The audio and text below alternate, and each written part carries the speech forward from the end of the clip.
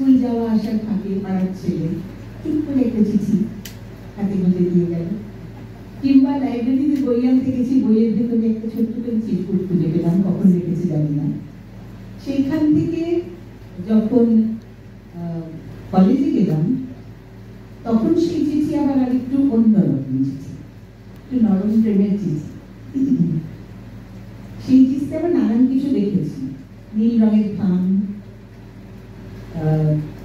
ফেলার আগে একটুখানি সুগন্ধিটাতে মেখে দেওয়া, কখনো কখনো খামের ভেতর গোলাপের পাপড়িও থাকতো। আর সেই সব চিঠির যা কন্টেন্ট সে তো সবাই জানে, এখানে যারা যারা এসেছে কখনো না কখনো, অবশ্য জানি না, আমি বেশিরভাগই দেখছি এখানে এখনকার তরুণ প্রজন্ম, তোমরা হোয়াটসঅ্যাপেই বোধহয় মন দেওয়ানো চলে। তবে আমাদের সবাই চিঠির ভেতরে অনেক কথা বলা যেত, যা হয়তো সামনাসামনি বলা যাচ্ছে না, চিঠির বাহক হয়ে সেসব কথা ঘুরে ঘুরে যেত বলা। এই হিরোদের দল, হিরোদের যারা হেরে গেছে তাদের নিয়ে আমি কথা বলতে চাই না, তার কারণ আমি সব থেকে বড় হিরো। তার কারণ আমি যখন স্কুলে পড়েছি আমার সব উচ্চশিক্ষিত বন্ধুরা আছে, তাদের কাছে আমি হিরো ছিলাম।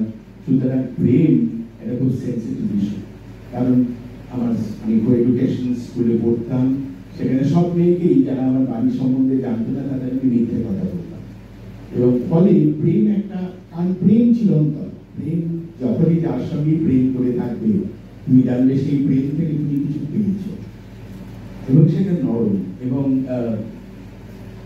আমার মনে হয় এখনো পর্যন্ত সেটার একটা নস্টালজিয়া আছে। তাকে কি বলেছিলে, কি মিথ্যে কথা বলেছিলে, এটা যখন ধরা পড়েছে কিরকম করে ক্ষমা চেয়েছিলে, প্রেমের মধ্যে ওভারঅল একটা মিষ্টত্ব আছে। তো সুতরাং আমার কাছে নরম প্রেম, সেই অর্থে চরম প্রেম একটা হয়েছিল, সেটা আমার বউ। কারণ নরম প্রেম অনেকগুলো হয়েছিল, সেগুলো মেটেরিয়ালাইজ করে। চরম প্রেম একটা হয়েছিল কারণ আমার বউকে যারা চেনে তারা জানে অত্যন্ত চরমপন্থী মহিলা। ক্যাসেট কিন্তু উপহারে মানে প্রেমের জন্য একটা খুব বড় বার্তাবাহক ছিল। আমিও আমার প্রেমের ক্ষেত্রে চেষ্টা করেছি যে ক্যাসেট কিনে হয়তো সুমনেরই ক্যাসেট, গৌরবের কারোর ক্যাসেট, তার প্রচ্ছদটা কিন্তু আমি আঁকার চেষ্টা করেছি, আমি নিজে এঁকে দিয়েছি। মানে সেটার মধ্যেই বাকি চিঠিটা বা বাকি নরম প্রেম সবকিছু রয়েছে আর কি, যে একটু স্পেশাল যাতে ওটা হয়ে যায়, শুধু একটা ক্যাসেট থাকবে এটাই আর কি। টেপ রেকর্ডার থাকতো। আমি মনে আছে প্রেসিডেন্সি কলেজের ফেস্টে একবার একটা পুরস্কার পেয়েছিলাম, তো সেটা ছিল তোমার একটা ওয়াকম্যান, যে ওয়াকম্যানটা আবার অটো রিভার্স ক্যাসেট, মানে ক্যাসেটটা নিজে নিজেই সাইডে থেকে সাইড দিয়ে হয়ে যেত।